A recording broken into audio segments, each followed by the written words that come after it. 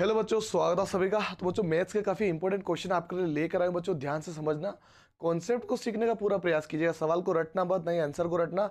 करने का तरीका अगर आप सीख गए तो ऐसे सवाल चाहे कोई से भी आ जाए आप उसको इजीली बना पाओगे, क्योंकि मैथमेटिक्स का मेन मुद्दा होता है उसका कॉन्सेप्ट। वो जिसने सीख लिया वो सवाल इजीली कर पाएगा। जो कॉन्सेप्ट सीखेगा ऐसे सवाल कोई से भी आ जाए आप उसको बना दोगे।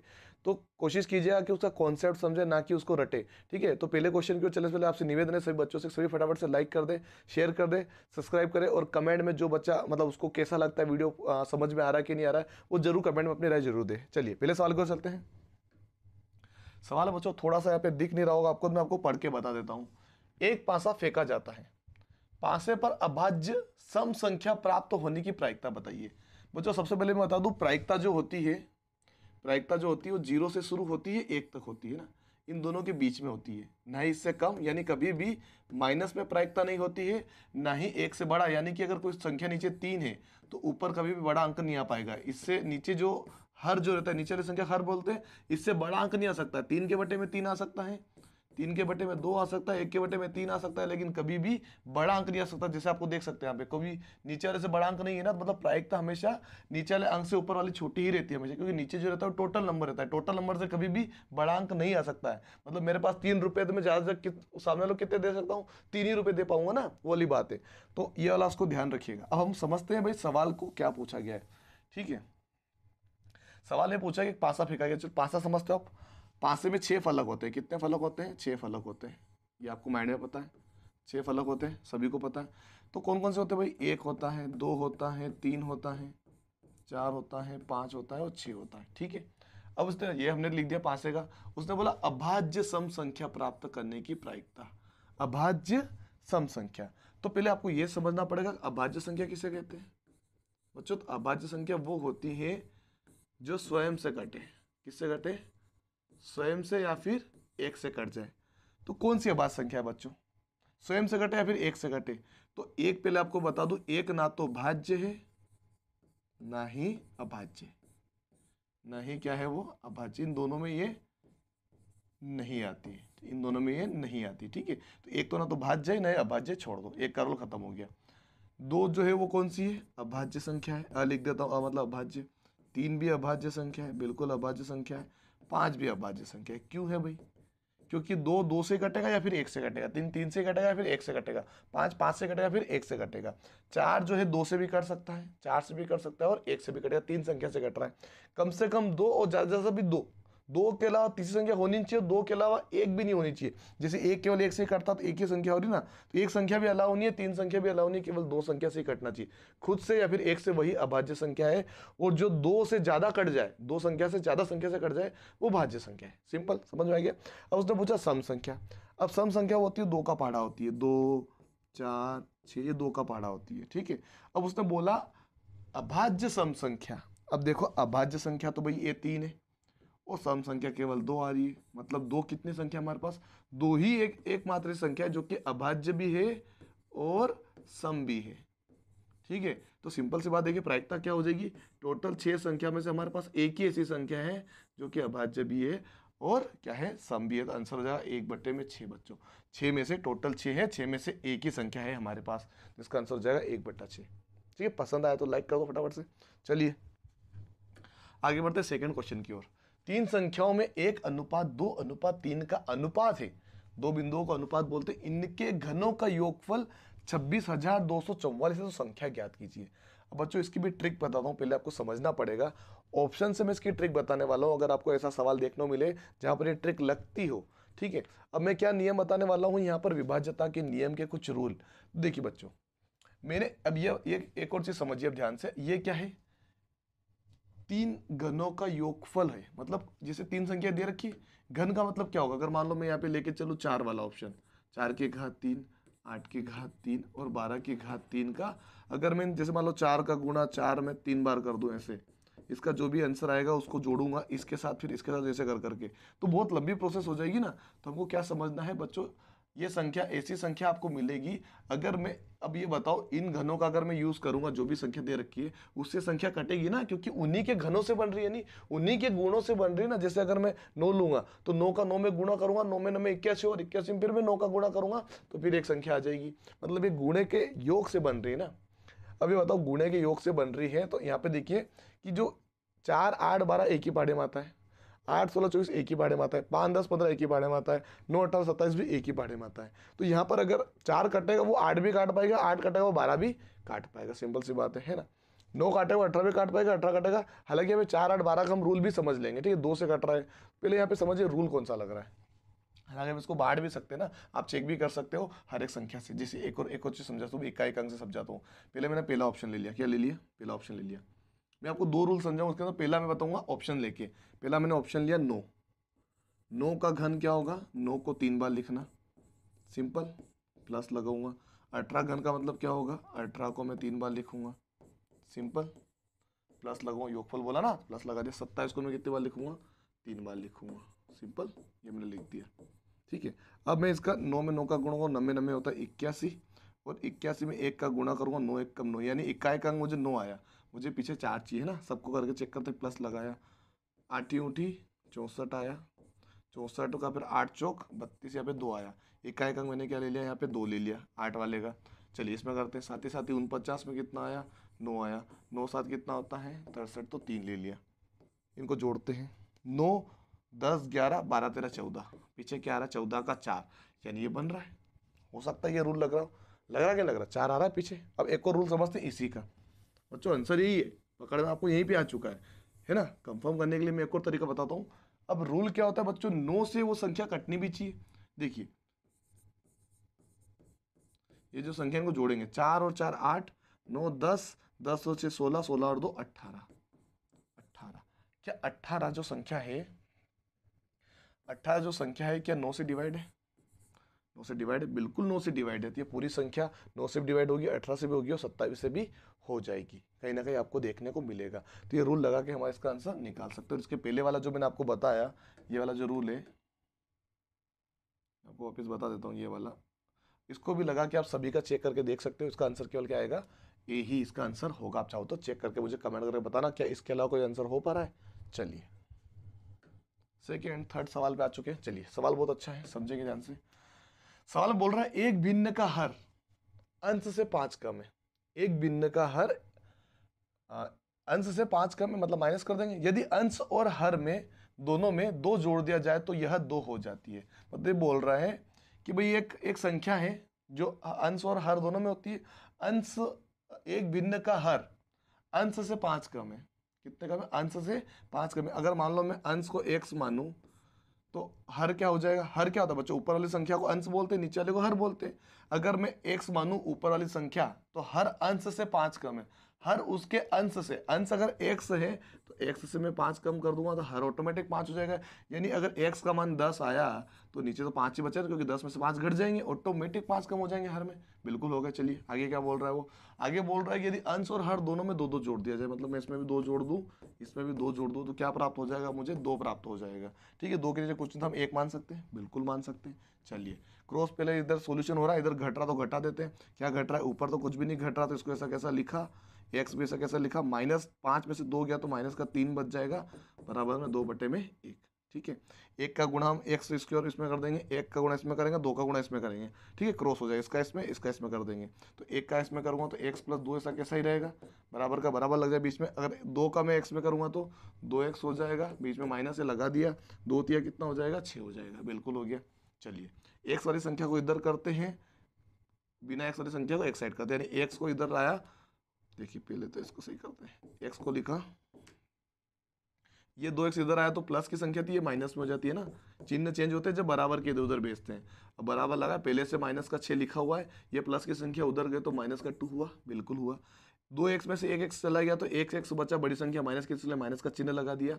ये दोनों माइनस के तो माइनस माइनस कितने हो जाएंगे, 8 हो जाएंगे। माइनस से माइनस कैंसिल, यानी x का मान कितना हो गया अपने पास, 8 आ गया। ठीक है, तो अब इसके अंदर रख दो जो अपने शुरू में निकला था ना, क्या निकला था, x + 2 लिखा था, और बट्टे में क्या लिखा था, x - 5 लिखा था। इसमें रख के देख लो तो ऊपर क्या आ जाएगा, ऊपर क्या आ जाएगा, x का मान कितना अपने पास हाँ, तो भाई अपन ने यही रखा था ना इसके अंदर, चलो इसके अंदर रख के देख लेते हैं। यानी यहाँ पर x का मान आया 8, कितना आया 8 आया, ठीक है। तो ऊपर लिख लेते हैं 8 भाई। नहीं 2 नहीं था पहले, यहाँ पे x थे, बिल्कुल अपन ने उल्टा लिख दिया। पहले क्या था x और x-5 था, ऐसा कुछ था ना, ये तो अपन ने बाद में दो बाद में जोड़े थे। ये बना था ना पहले, तो ये शुरुआत के हिसाब से ये बना था। तो x का मान 8 है, तो मैंने x की जगह 8 रख दिए, और यहाँ पर भी x है तो x की जगह पे हम 8 रख देते हैं, क्योंकि -5 कर देंगे तो यानी ऊपर आ जाएगा 8 और नीचे आ जाएगा 8 में से 5 गया तो 3। ये देखिए 8/3 हमारा क्या होगा, आंसर हो जाएगा 8/3। ऑप्शन नंबर भी हमारा करेक्ट होगा। उसने क्या बोला था, एक भिन्न का हर उसके अंश से 5 कम है। क्या 8 है, 8 से 5 कम है कि नहीं, 3 हुआ कि नहीं हुआ, बिल्कुल, और हमारा आंसर बिल्कुल करेक्ट हो गया यहाँ पे। चलिए अगला सवाल क्या है। व्यंजक को माइनस क्या लिखा है बच्चों, -2 x² और y तथा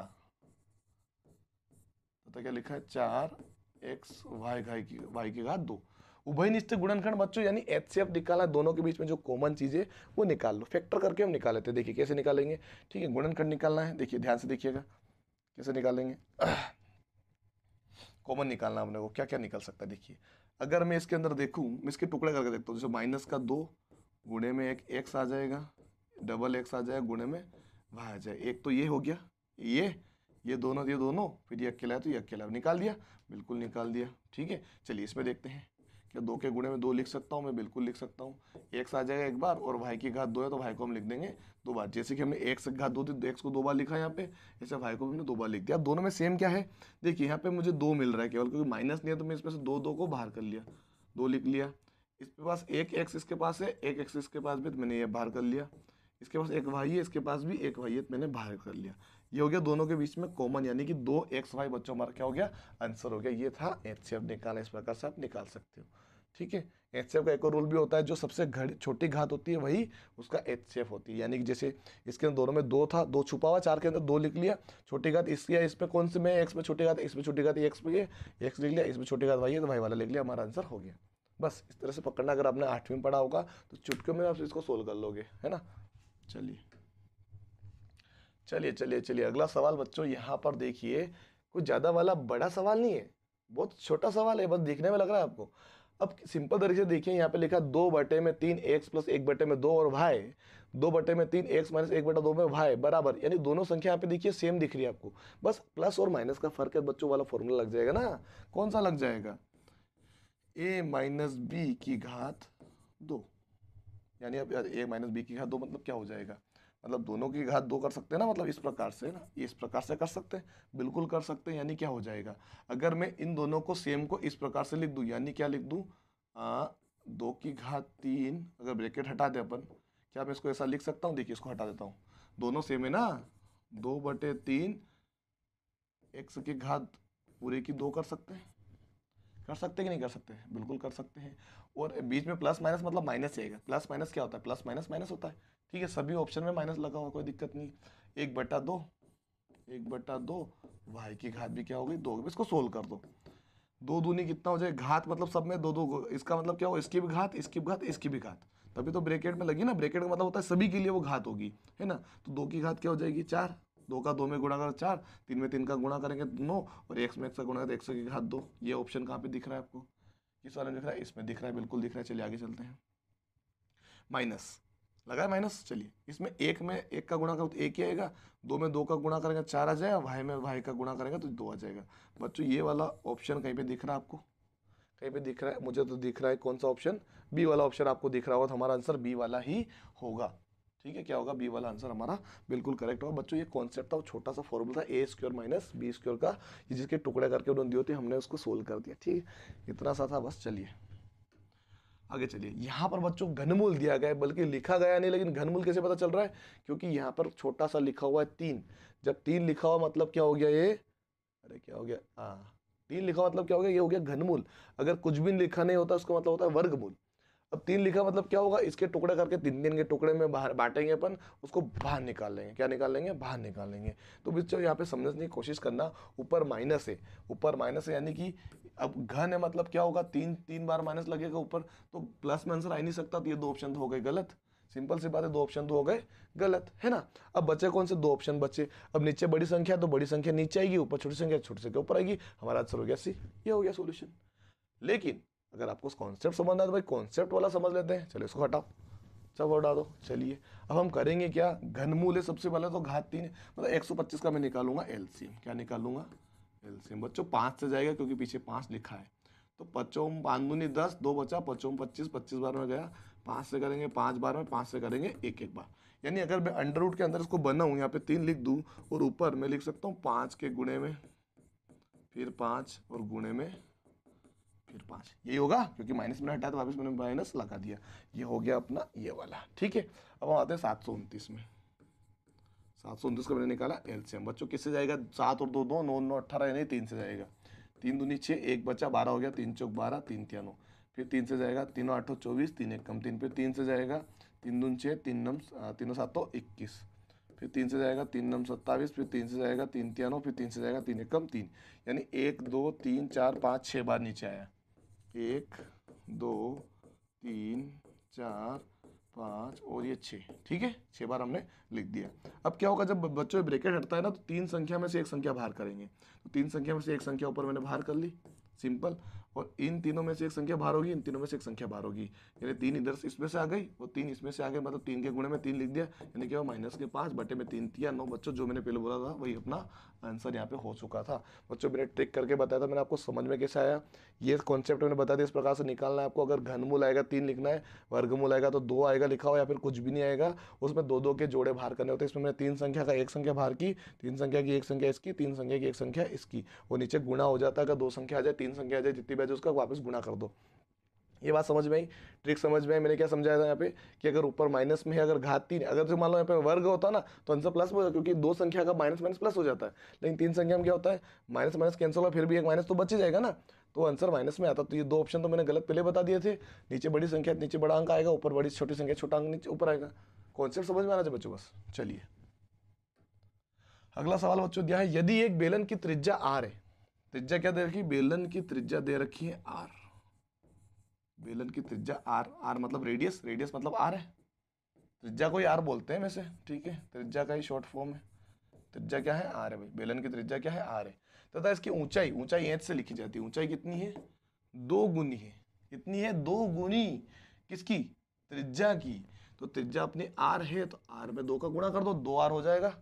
अगर मैं आर को ऐसा लिखूं तो ज्यादा अच्छा रहेगा ना, 2 आर दिख रहा है, ये आर मान लेते हैं ना, ये वाला। उसमें मतलब बेलन का आयतन निकालना। बच्चों बेलन का जो आयतन होता है उसका फॉर्मूला आपको माइंड में रखना है।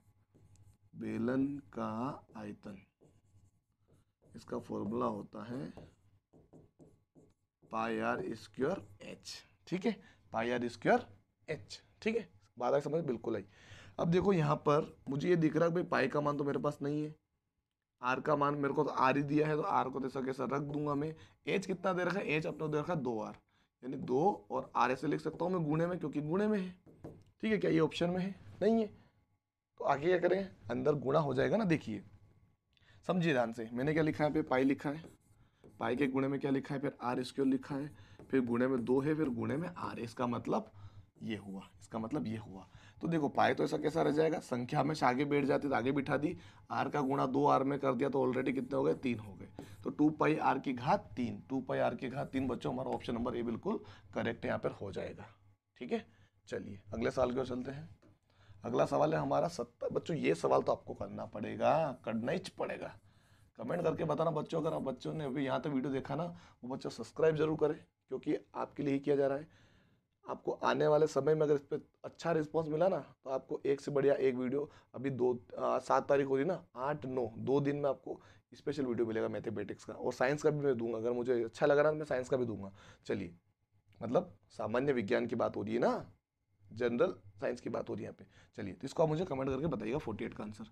वो लिखना कैसे है, 48 है ना, ब्रैकेट में होमवर्क करके भी लिख सकते हो, और इसका आंसर लिख देना ABCD करके, जो भी आप, ठीक है। चलिए हाँ भाई, उन 50 वाला बच्चों, ये आपने 8 पार्ट, अगर आप मतलब क्या 8 पार्ट के बाद क्या, अगर आपने मैथ्स अच्छे से पढ़ी होगी तो पाइथागोरस तरीका आपने सुनी होगी, पार्ट मतलब अध्याय 6 होगा या 5 होगा, नई बुक के अंदर शायद 5 पार्ट के अंदर होगा।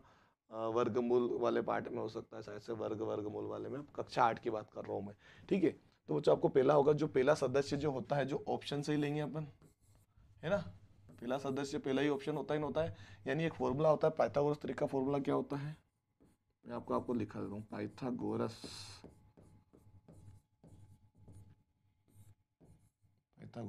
त्रिक।